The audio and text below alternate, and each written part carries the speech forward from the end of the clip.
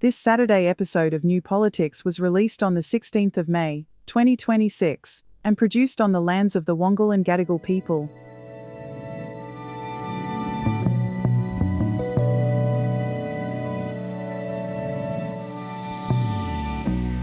What happens when a major political party collapses in real time?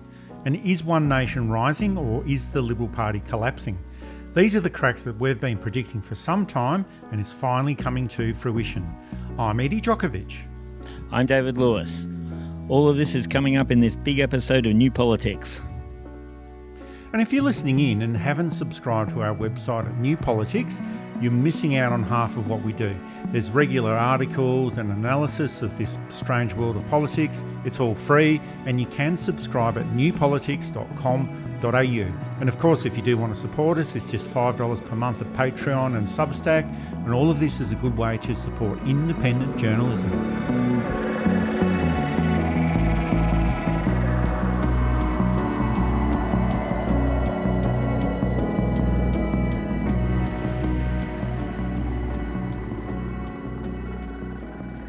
A political breakthrough decades in the making.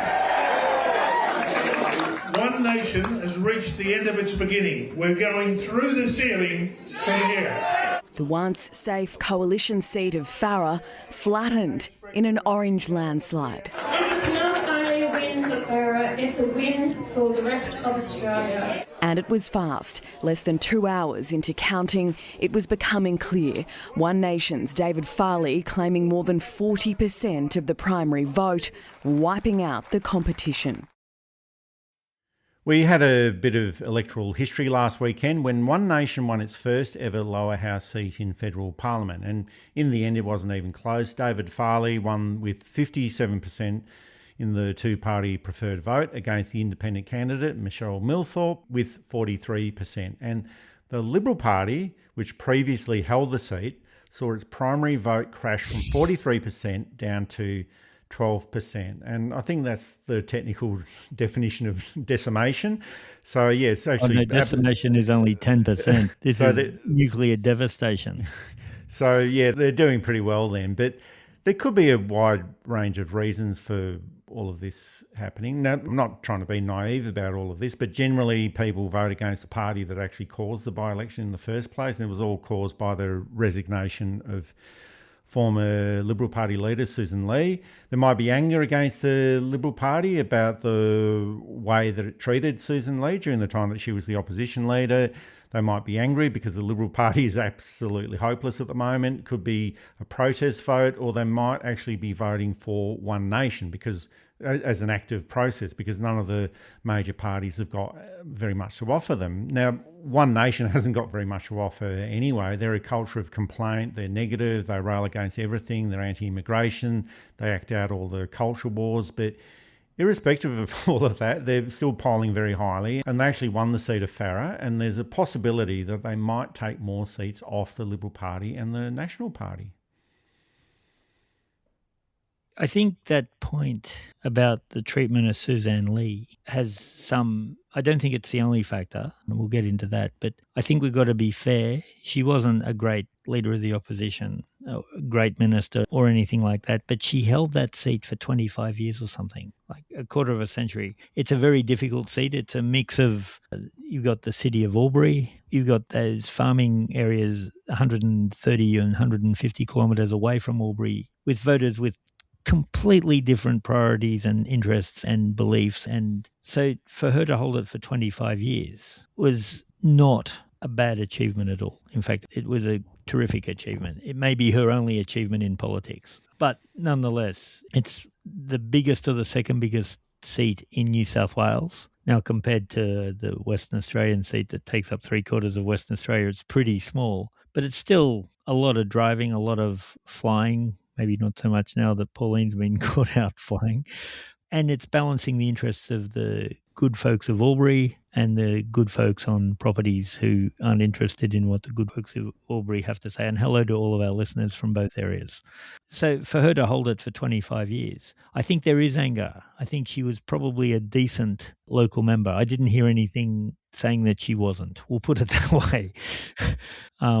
And she must have spent a lot of time making sure that she made as many people as happy as she could. Unlike, say, Josh Frydenberg in the obviously blue ribbon seat of Kooyong, who just loses the seat because he's hopeless at it. I think we've got to be fair to, and I don't want to say, oh, she was the great lost leader of the Liberal Party, or she would have been a great Prime Minister, and I agree with everything she ever said. I'm just looking at the pure raw data that she held a very difficult seat that wasn't an obvious Liberal seat for 25 years. But we could also, some of these other factors, I think there is anger at the Liberal Party anyway. I forget who they put in as the Liberal candidate, but it was really a hospital pastor, whoever it was. That dropped from 43% to 12%. Brutal. I can't remember such a fall.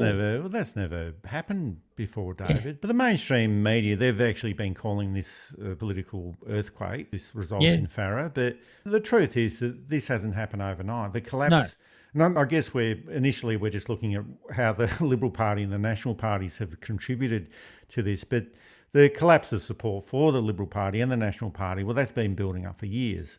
And there's been cracks there for a long time, but the cracks are too big to ignore. And One Nation winning its first ever federal lower house seat, it's not just a protest vote. I think it's a reflection of that growing frustration across regional and outer suburban Australia. And that frustration is mainly with the Liberal Party.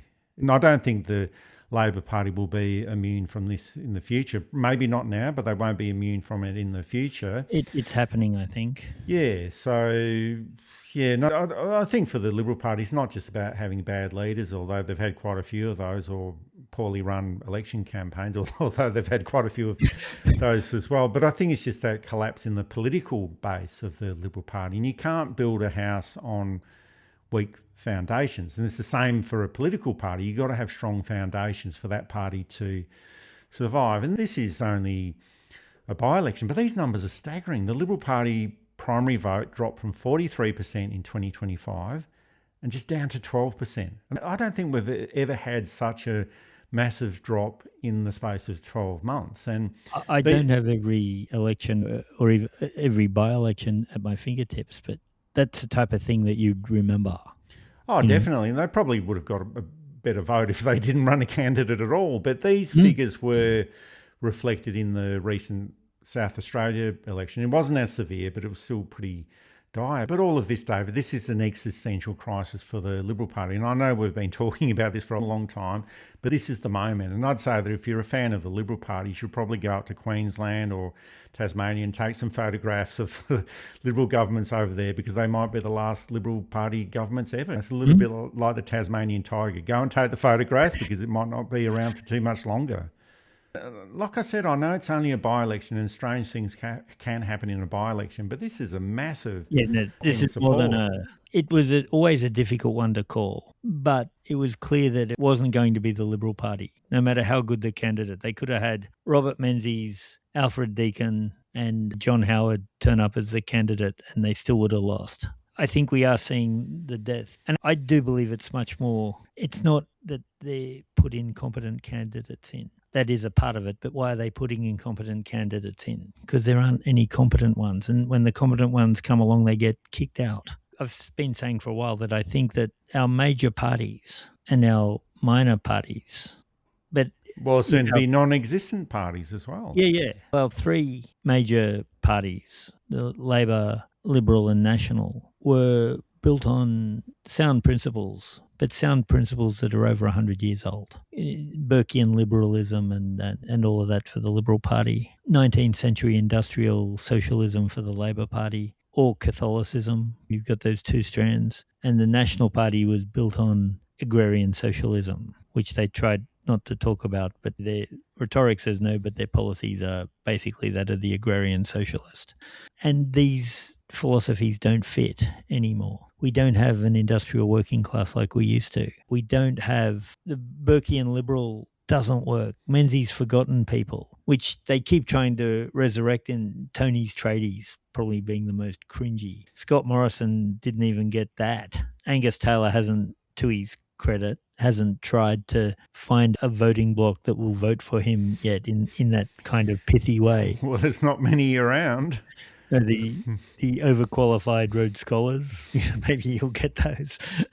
But I think this will be the problem with Labor once it stops being electorally dominant. I think the parties need to really reconstruct how they work in the 21st century. What are their genuine people, not slogans and vague we can recognise that the tradies are a bloc, but who are when Menzies gave his Forgotten People speech in 1944, everybody knew what he was talking about. Same with Howard's Battlers. Everybody knew what he was talking about. Whether you thought either man was the best representative of those people wasn't the point. The point was that they could point to a group of people who could relate to what they were saying. And a lot of Howard battlers were people on $400,000 a year with, having to sell one of the cars. The gardener can't work for us 3 days a week anymore. We've had to cut him down to 2.5, that type of thing. But that's not the point. The point is that they recognised themselves in that framing. But it even goes deeper than that, in that the ideas that these came out of are no longer relevant. And of course, it's hard for an institution like the Labor Party, like the Liberal Party, both of which have very proud histories in many ways, and even the National Party, whether you agree with them or not. All organisms, all organisations have a lifespan. And I suspect we've reached the end of the Liberal Party's lifespan, and we're nearing the end of the National Party. They remain very consistent. The only seat they lost in the last election went to Andrew Gee, who had been a member of the National Party. They're still around for a while yet, and I think people like Barnaby Joyce leaving actually helps them live for a few more years. And Labor, who are electorally very strong, except in New South Wales, and even in Queensland, they're solid opposition, and Tasmania, they're a solid opposition. Everywhere else, they're pretty much dominant. But we can't lose, I think, structurally, we can't lose both parties at once. But just looking at the One Nation Party, because they're the ones that actually won that by-election on the weekend, but all of this seems to have been this long-term project of One Nation. Not so much within One Nation itself, by people outside of One Nation. And One Nation has had so much support over the years from right-wing media, or Pauline Hanson at least. She had that regular spot at Seven West Media for many years, on the Today Show for many years. I think that's still going. She was almost, even when she wasn't in politics, like she was turned into an acceptable sort of racist by appearing on all of those TV programs like Dancing with the Stars, Celebrity Apprentice, SAS Australia. I think she was actually on SAS Australia while she was a politician or member of parliament. And I guess the point is that she's been probably the most prominent politician over the past 30 years, in the sense that everyone seems to know who she is. She's maintained a profile, even though she's only actually been in parliament for about 13 of those 30 years. But there's never a solution to anything, David. But also, One Nation has actually never been in a position where they have to offer solutions, but they do offer a pathway to all of these right-wing business people and media moguls who will now have another way of access to politics. It's people like Kerry Stokes, Gina Rinehart, giving One Nation so much support and leverage. And I see it in the same way that that's happened in the United States with someone like Donald Trump and the Republicans. It becomes a gateway to the political system through their power and their support. And people like Kerry Stokes and Gina Rinehart, they've got access to all of these politicians anyway, but this sort of fast tracks their brand of far-right politics, and pretty much using One Nation as a conduit to implement a lot of this stuff that then goes on to further their own interests. And that would include less action on climate change, less action on renewable energy, more neoliberalist policies, even though we've been trying to push away from that for a long time, more culture war garbage, more support for the mining industry. And they would probably see the result in the Farrer by-election as a return on investment, pretty much. And sure, it's only one seat, it's a regional seat, but there could be more of these to come in future elections. The other thing that a few commentators have pointed out is that there is a 70% chance that the One Nation candidate, David Farley, will defect, either to become an independent, because One Nation doesn't have strong policies and basically does what Pauline says, and that's its constitution. This is why people like Mark Latham don't stay in. They come in with years of experience in working in actual party bodies, knowing how things change. And again, this is not a defense of Mark Latham in the slightest. Corey Bernardi will go the same way. And I suspect the issue will be Farley will have some local issue that he'll need to deal with. And he will say, this is against One Nation policy, but if I don't fix it, I will lose the seat. Now, the major parties have processes that you can sort these things out with. You do your backroom deals and we'll allow this, and you don't tell anyone. And as a consequence, we allow this and you don't tell anyone. As a consequence, this happens in another seat that you might have got, but we've got to pay everybody off. One Nation, it all goes down to what Pauline Hanson says is right or wrong. And this is, I think, is what happened, that the other guys, knowing that local politics is local politics and all politics is local politics, I think he will come to the crossroads where he either sticks with Pauline and loses his seat at the next election, or sticks with his people and has a chance of retaining his seat at the next election. And that's essentially what's happened with everyone, that there's no space for dissent, there's no space for discussion. It's all gone through the not very subtle mind of Pauline Hanson, and that's where you end up. This is New Politics, independent analysis of Australian and international politics. For more free articles and analysis, join us at newpolitics.com.au.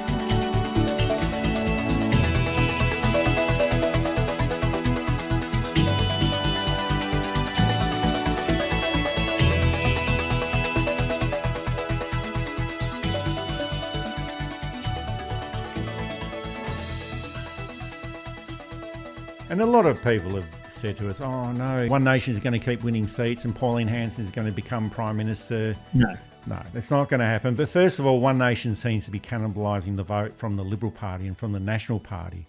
And so far, the only electoral evidence that we've really got on this sort of level is the South Australia election and now this Farrer by-election in which the Labor Party didn't actually even run a candidate. But my feeling is that One Nation is more of a regional type of political party, and if it's going to win seats, it's going to take some off the Liberal Party, but more, which is what happened in the Farrer by-election, or they'll take them off the National Party. And we've got this historical situation where a vote coming off the Liberal Party and going to One Nation, that actually benefits the Labor Party through preferencing. And historically, like One Nation's been around for a long time, they always get around 3, 4, 5% of the vote. So we've got the historical evidence there, but a lot of preferencing, it's not a lot of preferencing, but some preferencing goes to the Labor Party. So instead of vote 1, that goes for the Liberal Party, that goes straight to the Liberal Party. But if they vote 1 for One Nation, they only get 80% of that vote. 25% goes to the Labor Party, because through preferencing, it's got to go somewhere. And so I guess that's why you see the Labor Party not aggressively speaking out against One Nation, because they actually do benefit from vote 1 for One Nation. And you've got that very conservative wing of the Labor Party that Joe, what was his name? Joe De Bruin. Yeah, that's right. So he leaves the Labor Party, good on him for leaving, and he probably didn't represent what Labor was, but you have those almost pre-Whitlam socialists who believe in white Australia more or less, who don't think immigration is the right thing, who believe that workers should be looked after, but Australian workers should be looked after, and that for all the talk of the Liberal Party being a broad church, the Labor Party is a broad church too. Oh, for sure. But I still think that this is a much bigger problem for the Liberal Party. The vote for One Nation, or the vote going off to One Nation, that's a much bigger problem for the Liberal Party. And it's forcing the Liberal... We talked about the big cracks that exist for the Liberal Party and the National Party, and that's been masked over because of their electoral success, but they're just becoming a lot bigger. But the problem now is that this vote going off to One Nation, well, it's forcing the Liberal Party to speak to that group as well. So they're trying to speak to two different groups of people, like regional Australia and then urban Australian. They haven't got much to say to either of these groups of people. I can't see the One Nation winning any urban seat. They're not going to take Kooyong ever. They're not going to take Wentworth. They're not going to take Grayndler. They're not going to take Melbourne Ports. They just aren't. They might get the outer suburbs, west of Frankston in Melbourne, Emu Plains in Sydney, the north of Adelaide, the far northern Adelaide seats. They might get those, but they're not going to Well, they've got 2 seats in Parliament at the moment with Barnaby Joyce and David Farley, but then they've got to get another 74 seats to actually... Yeah. And sure, you don't need to get to 76 or 76 seats altogether to be part of a government. You can form a coalition and all that sort of stuff, but they still got to get a lot of other seats before they even start talking about forming government. And their great weakness is, of course, Pauline. That's right. She, not being a subtle speaker, not being a subtle thinker, she says things and then alienates people. And she doesn't even know what Marxism is. And she doesn't, Richard, he wrote some good songs in the 1980s. But it might also be a case where all of these people that are talking about defecting or becoming One Nation MPs, they're probably looking at a post-Pauline Hanson future as well, because I just don't think that she's got any intellectual gravitas or anything like that. And there are some more National Party members openly talking about defecting over to One Nation. Now, normally you do this sort of stuff about defection, you actually talk about it after you've defected. You have the media conference with everyone turning up and saying, these are the reasons why I've defected. My former party members are pissing me off. I don't like the Liberal Party or the National Party anymore. I'm going off to One Nation. You actually do that at your media conference once you've done the act itself. You don't do it beforehand, and that's what Barnaby Joyce did in December last year. But Colin Boyce is one of those National Party MPs that's openly talking about it now. And it's not like all of this stuff, like the One Nation victory in the seat of Farrer, it's not like all of this stuff is happening for no reason at all. There's a lot of housing stress, there's stagnant wages, less public services, there's less trust in public institutions. But at the moment, it just seems like the Liberal Party is the one that's getting all the electoral blowback. And it might be a case where there is a recognition within the electorate.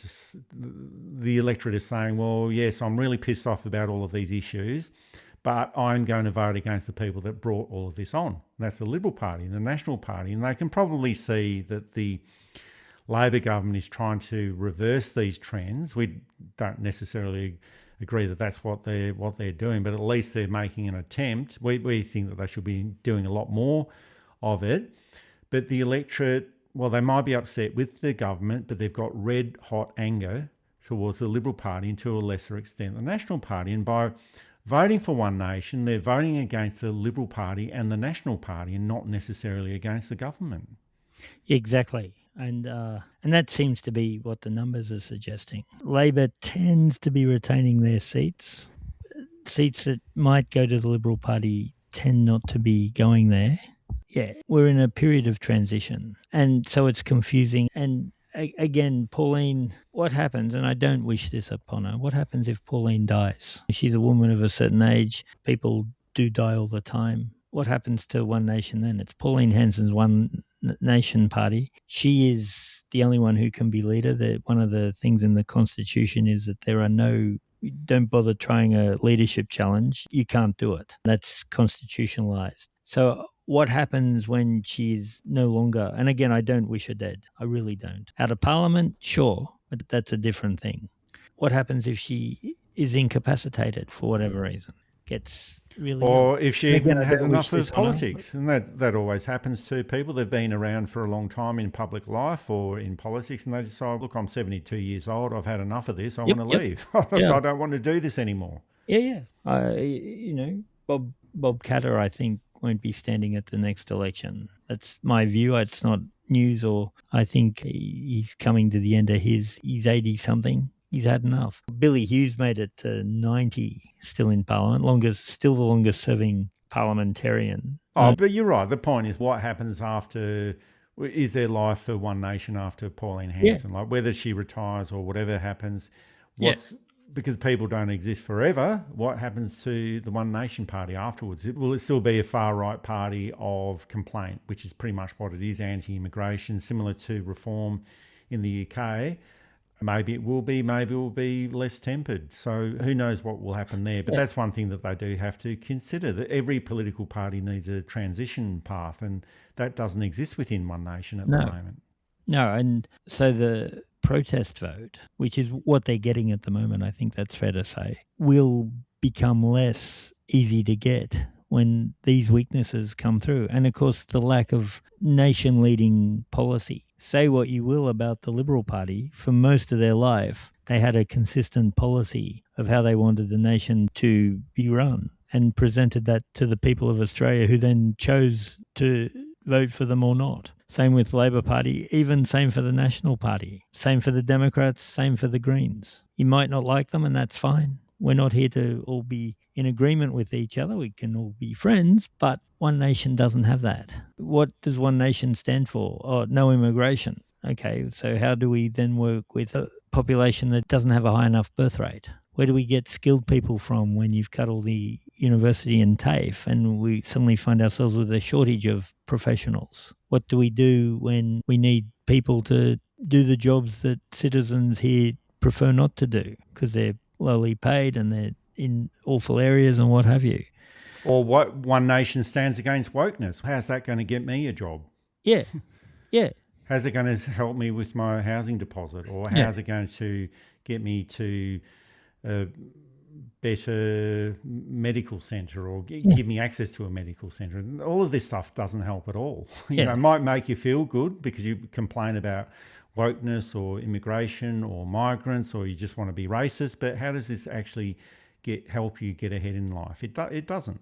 No, it doesn't. It's irresponsible power kicking down. If someone tells me that they are non-binary, great. It doesn't bother me. It doesn't affect my life in any way at all. But it gets One Nation up and riled, and men in women's sport, and how dare they? And meanwhile, do I get enough work? Is society set up that the type of work I'm best at, is it available? And if not, are there alternatives? They couldn't tell me.